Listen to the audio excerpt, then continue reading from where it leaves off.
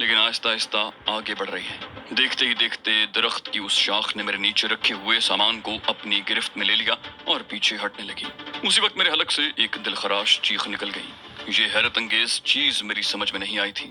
میری چیخ پر دوسرے لوگوں نے میری طرف دیکھا۔ میں پھرتی سے پیچھے ہٹ گیا تھا اور اس کے بعد میری نگاہیں اطراف میں بھٹکنے لگیں۔ تب مجھے احساس ہوا کہ درخت کی ایک ہی شاخ آگے نہیں بڑھی بلکہ 4-5 شاخیں آہستہ آہستہ آگے بڑھ رہی تھیں اور ان کا انداز سانپوں کی طرح رینگنے والا تھا۔ اس حیرت انگیز منظر کو سبھی نے دیکھ لیا۔ کینس کے حلق سے ایک دلخراش چیخ نکلی اور وہ اپنی جگہ سے اچھل کر پیچھے جا پڑی، لیکن وہ ایک درخت کی شاخ پر گری تھی۔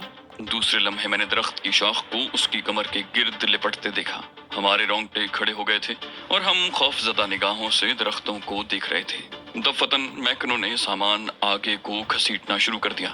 شاید وہ اس صورتحال کو سمجھ گیا تھا، جبکہ ہم باقی تمام لوگ اس سے ناواقف تھے۔ بڈ آنکھیں پھاڑے ان لجلجی شاخوں کو حرکت کرتے دیکھ رہا تھا اور یہی کیفیت پروفیسر جوناتھن کی تھی۔ کینس کی دوبارہ چیخ ابھری تو ہم نے چونک کر اسے دیکھا۔ اب اس کی دہشت زدہ آوازیں مسلسل سنائی دے رہی تھیں اور درختوں کی 2-3 شاخیں اس کے جسم سے لپٹ گئی تھیں۔